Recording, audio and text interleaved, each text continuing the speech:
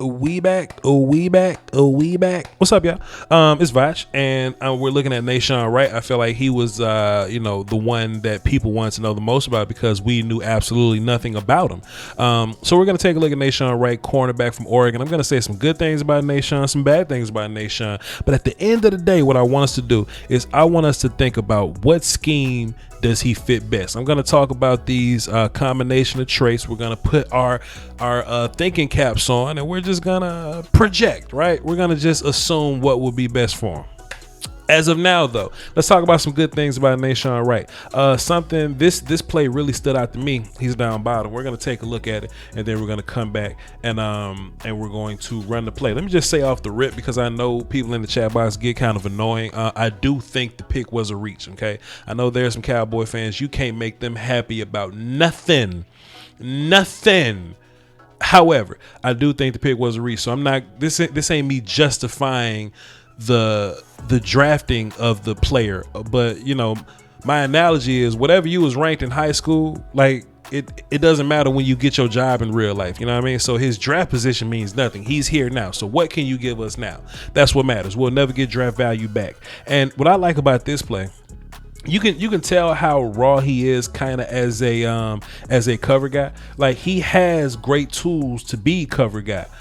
For example, take a look at this. The first half of this route here, the wide receiver's running this out and up, and instead of Nahshon kind of biting the out and putting himself in bad position in the up, look at how smooth he's riding the out and transitions into the up. Right.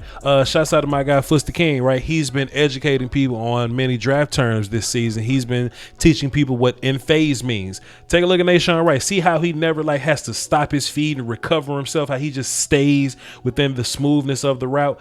That is a big highlight for me. One, because it shows me that you have some raw coverage ability, but two, he's 6'4", and 6'4" people, they're not supposed to be able to turn very well. They're supposed to be lanky because their legs are a little longer, right? So you get length and you get a guy that can stay in phase on the outside, right? Now, do mean the outside. Now, what did he do wrong? He got a little too physical at the end of this thing.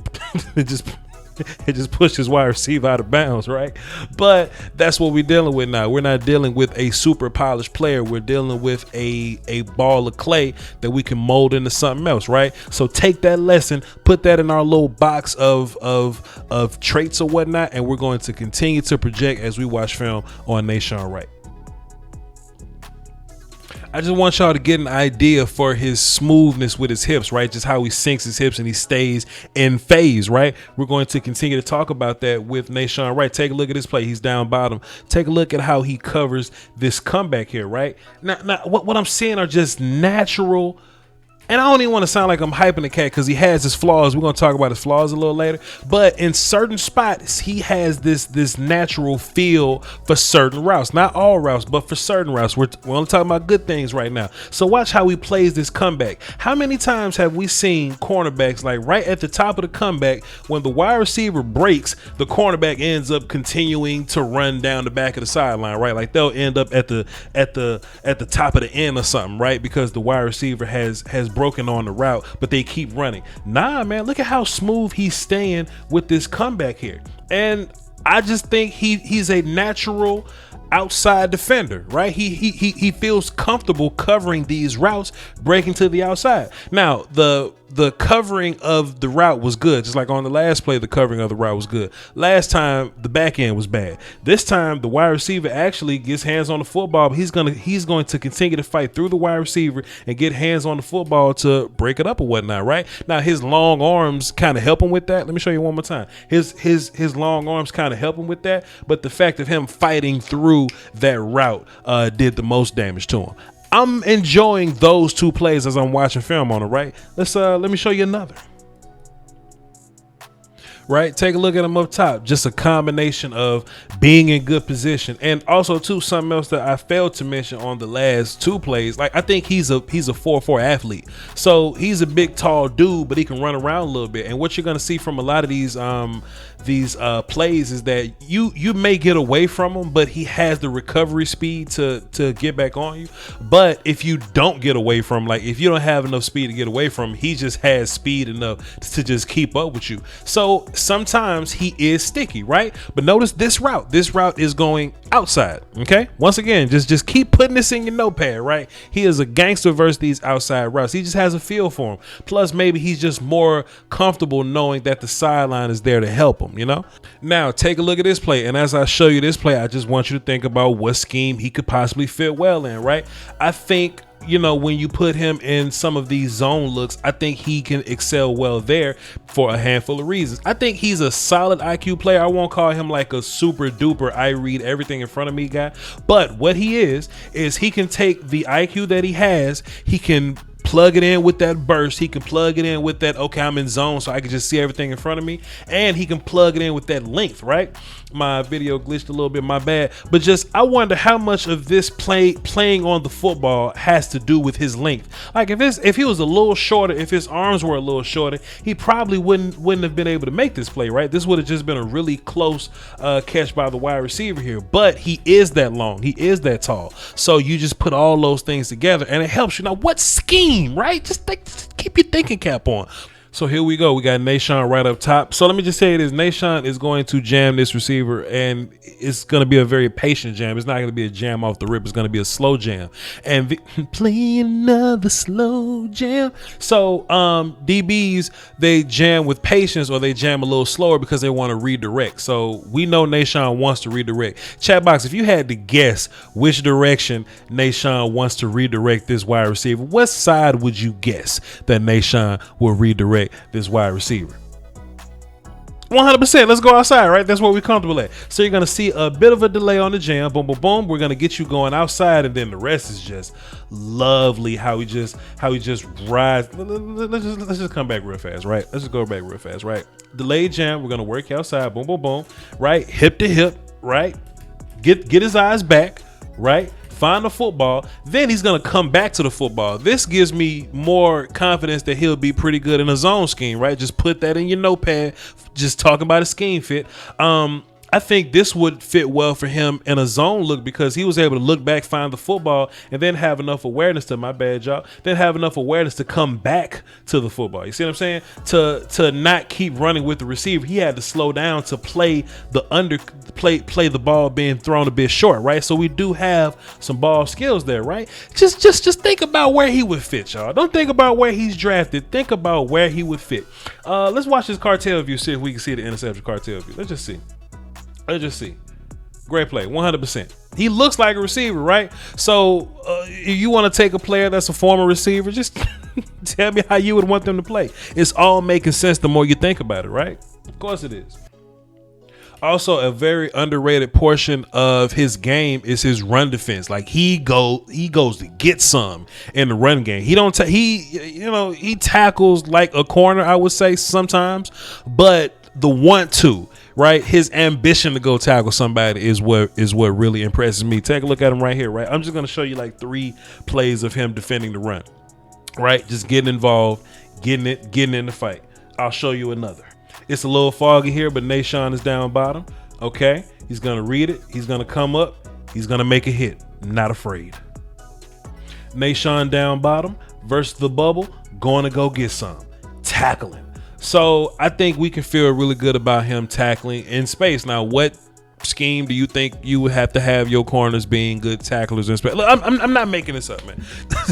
I'm not making this up. If everybody's thinking cap on, y'all should have a good idea about where I'm going with this, bro. And this is a very fun aspect to his game, is how chippy he is, right? There was this ongoing thought or a meme that everybody in Cowboy land was saying, oh, we're getting these rough players, we're getting these dogs, we getting these gangsters to come play defense for us. Well, here's about a 30-second compilation of Nahshon Wright just kind of being a little chippy at the end of the play. So I'm gonna let this run, and this is gonna be the conversation portion of the film session. Y'all know I do film first, then we talk about the player that I just broke down. So Nahshon Wright, man, very interesting player. So some bad things about Nahshon. All of his best coverage came from outside coverage, right? He was covering somebody going outside. I didn't really like him getting inside too much, right? I didn't like the player, following drag routes, following posts, getting too far inside. Why? Probably because it was more field over there. And if you're working a wide receiver to the field side, or the side with more room on the field, of course, then you would have to cover a little longer, right? But in these spurts, right, in these small spurts of coverage going to the outside, right, these comeback routes, these out routes, these wheel routes, you know, the bubbles coming over there, you know what I mean? Like the double moves going to the outside. He's really comfortable there. Why? Probably because there's less space on the sideline, and he knows he is less space on the field. Plus, he has the sideline to his advantage, right? So we have all these traits that we're just talking about. You don't want him covering people inside. Most cover 3 corners don't want to go inside. So there we go. That's what I think he is. I think he is a cover 3 corner. He was asked to do a lot of non-cover 3 things. I know Oregon State did a bunch of cover 3, and I think he did well in that cover 3. But sometimes when they ask him to do things like cover people out of slot, or like cover twitchy guys going over the middle, he's not good at that. I think it's interesting. He hopped on the social medias. He was on the phone or whatever. He was talking to the .com crew, and he says, "Man, I'm like a more quick running Richard Sherman." I feel you on that. Richard Sherman is great in his element. All of Richard Sherman's best plays are on the outside, right? But when Dez was working them over the middle, like you don't want Richard Sherman chasing people over the middle, and that's why they call him cover 3 corners, right? He's probably gonna turn his back to the sideline. He's gonna run, and he's just gonna read people. Sometimes when we're in man, he's gonna punch. He's gonna be physical. As long as we're working outside, cool. If he got to cover quick people to the inside, that's his detriment.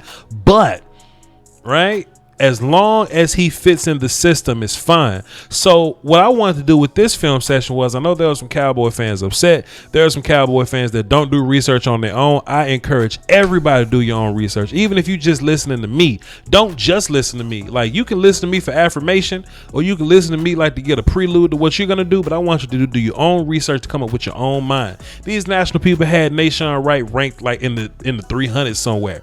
I just showed you some film. I wouldn't rank that player in the 300s. Now, was this film more edited than my Osa video? Yes, I think really highly of Osa, where I could just play his damn film and just show y'all. I had to edit this up a little bit because I thought that certain parts of his film made sense for what we're going to use him as. If we're going to use him as a cover 3 corner, let me show you elements in which he would be a cover 3 corner, and you like the player a little more, right? But when they got him chasing fast people over the middle, he looks a little bad, and you just gotta differentiate the idea of him as a prospect and him as he's on my team now. How am I gonna use him? And if Dan Quinn loves him, if Dan Quinn wants this 6-foot cat that can run, that's long as hell, that's a little chippy, that'll punch somebody in the mouth, you know what I'm saying? Like, if Dan Quinn wants that's good in the run game, because if you run in cover 3, you're in these zone looks or whatever, you're gonna have to come up and tackle somebody, right? All those traits fit what we're trying to do. Now, let me be real here, because I'm gonna always be honest with y'all. And there's a lot of people that didn't click the damn video off because they're in their feelings. Was he grossly overdrafted? Yes, he was, but that means nothing now. You're on this team. So what do you bring to my team? I think if Dan Quinn is looking for a long cover 3 corner with a bad attitude, I think we got one. All right, with that being said, that is Nahshon Wright, ladies and gentlemen. Y'all follow me on Twitter. Give me your thoughts on this thing in the comment section. Y'all hit the like button and the notification bell so you know when I drop these random videos in the middle of the streets. You know what I'm saying? We'll probably do Jabril Cox next. All right, hold down for the Doski Woski and the Peasky Whiskey. Until next time, peace out.